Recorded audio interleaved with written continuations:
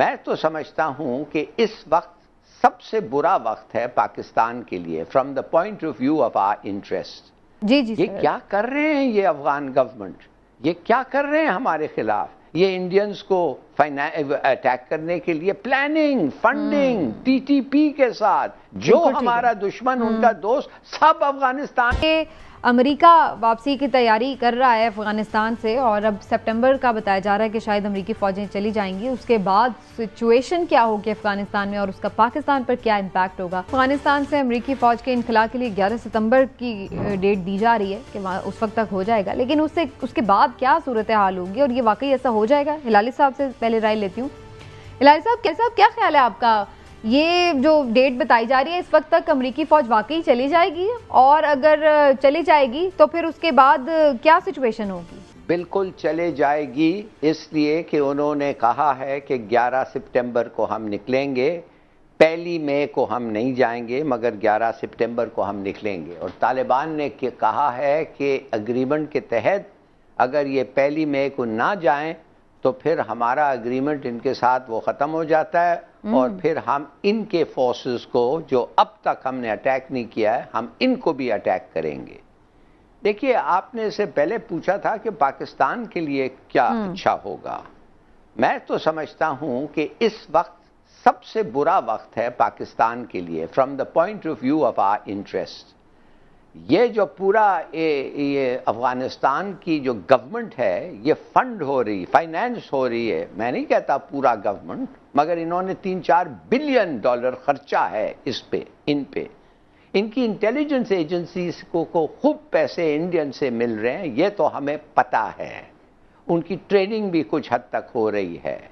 और कारजाई के तरह आदमी, वो स्कूल भी हुआ था, स्कूल में भी he was schooled in India, और साथ साथ हॉलीडेज इन इंडिया, उसके दोस्त भी इंडियंस थे, और उसकी पार्शियलिटी इंडियंस के लिए इतनी थी कि मैं आपको क्या बताऊं, ये सबको पता है। तो मैं समझता हूं ये जो कठपुतली रजीम है गनी और कारजाई की, इनसे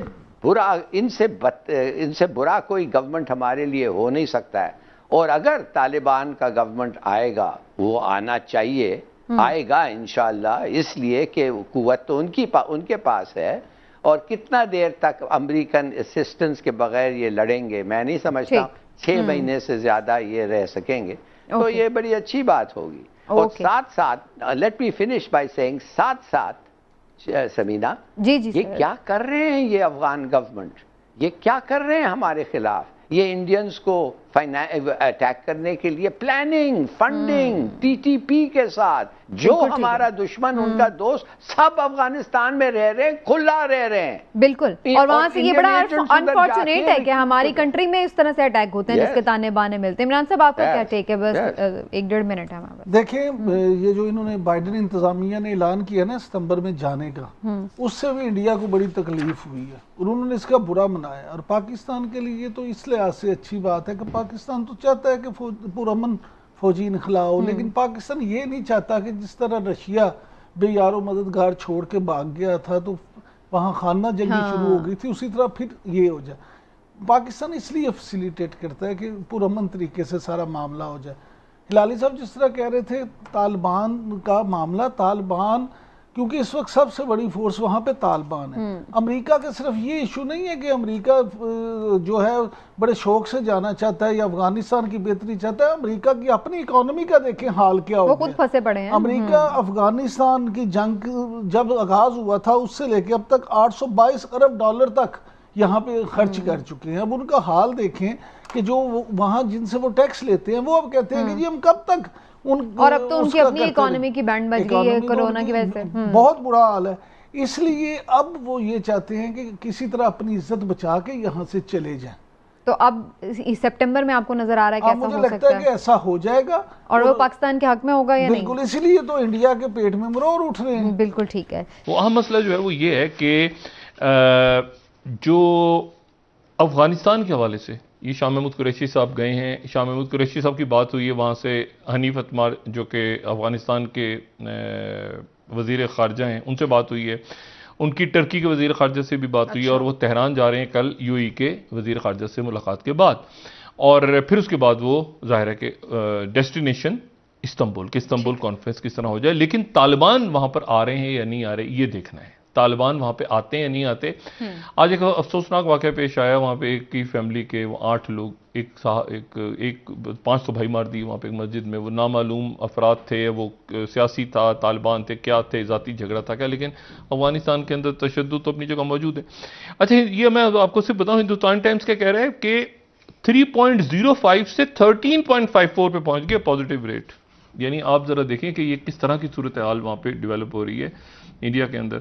होता है ना, वो जो कल मैंने बात की थी ना, मजीद फौजें भेज रहे हैं, क्योंकि इनखला होती हुई फौजें, इनखला होती हुई, चूंकि ये तासुर होता है ना कि वो शिकस्त खा रही, कमजोर हो गई, तो इनखला पे फिर अटैक होते हैं, जाती हुई फौजों पे हमले होते हैं। जो कल बात की थी ना कि और फौजें भेजने का सोच रहे हैं अमेरिका, तो वो उसके पीछे ये एक्चुअली फिलॉसफी होती है कि कमजोरी, हाँ, क्योंकि थोड़े से रह जाते हैं ना आखिर में जब थोड़े से रह जाते हैं तो फिर उनको घेर के चारों तरफ से ना मारा जाए, तो इसलिए वो फिर मजीद फौजें उनको सिक्योर करती हैं कि ये निकल जाए, और फिर वो एक साथ बहुत सारी फौज एक साथ निकलती है जी। तो ये एक आइडिया वहां पे। लेकिन अब वो कहते हैं ना कि वो कप और लिप्स के दरमियान बहुत फासला है, तो अब से लेके 1 मई तक और 1 मई से लेके 9/11 तक बहुत दिन है, बहुत वक्त है। बिल्कुल ऐसे ही बात कर रहा था कि ईरान और सऊदी अरब के दरमियान दोनों ने तरदीद कर दी कि मुज़ाकरात किसी किस्म का बैकडोर चैनल नहीं है। बहुत ही बड़ा वाकया है ये।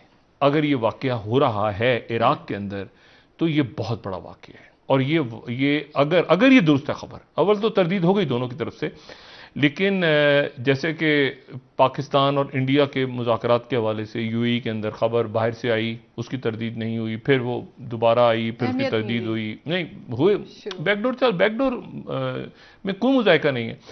इशू ये होता है कि जो पार्टी है, जिस पार्टी के ऊपर बात हो रही है, क्या वो पार्टी उस बैकडोर का हिस्सा है? मतलब पाकिस्तान इंडिया का अगर डायलॉग हो रहा है तो क्या कश्मीर उसमें है या नहीं है? नहीं है तो भी बता दें, है तो भी बता दें। मतलब कम से कम, मतलब हमारे अकाबरीन से गुजारिश है कि जब भी पॉलिसी बदलें तो 2-3 घंटे पहले बता दिया करें, ताकि हमारा भी कुछ जहन बन जाए कि यार ये होना है 2-3 घंटे के बाद। मतलब इतनी तेजी के साथ वो चीजें इधर से उधर होती हैं कि आपको समझ ही नहीं आता। कश्मीर में पता नहीं क्या हालात हैं, कश्मीर से फिगर्स ही नहीं आ रही, कश्मीर बंद पड़ा है।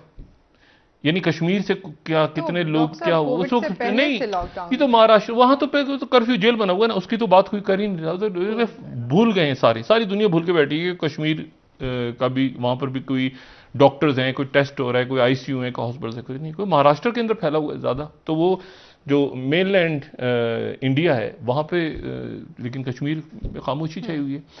अब बात ये सारी कि अब इसी पूरी पिक्चर में इंडिया को लेकर आए हैं अमेरिकन कि आप इस्तांबुल तक जाएं, लेकिन इस्तांबुल में इंडिया का कोई रोल नहीं है। और जो अमेरिकन, यानी अगर किसी को सूट करता है ये डिले तो इंडियन एस्टेब्लिशमेंट को करता है, क्योंकि वो इस पूरे प्रोसेस का हिस्सा नहीं रहे। देखिए ना वो चाइना, ना वो रशिया, ना वो उसके बाद जो दोहा के अंदर मुज़ाकरात, वो उसका हिस्सा नहीं रहे, तो वो अपने आप को लेफ्ट आउट। तो आखिर में ज़ल्म खलीलज़ाद साहब ने उनसे कहा कि आप ले आए, लेकिन उनको कहा जा रहा है कि आप देखें चाइना को, आपका रोल जो है टिल फर्दर ऑर्डर चाइना को देखना है, ठीक है। और पाकिस्तान जो है वो इसी दौरान पाकिस्तान ने भी बैलेंस कर रहे हैं कि China, India, Russia, Afghanistan, America, Iran, ये सारा का सारा अरब ममालिक। अब इशू ये है कि इसी सारे के सारे फड्डे के अंदर, अब आप देखें ना, यूक्रेन के अंदर टर्की यूक्रेन के साथ चला तो गया है, लेकिन शायद टर्की उस तरह से यूक्रेन के साथ ना लड़ पाए जिस तरह अजरबैजान के साथ लड़ा है। जी, डॉक्टर साहब ब्रेक ले लेते हैं, वापस पाकिस्तान अब और इंडिया और ये खित्ता ऐसे आपस में और अंदरूनी हालात ऐसे मिल रहे हैं। ठीक हो गया, बेहतर।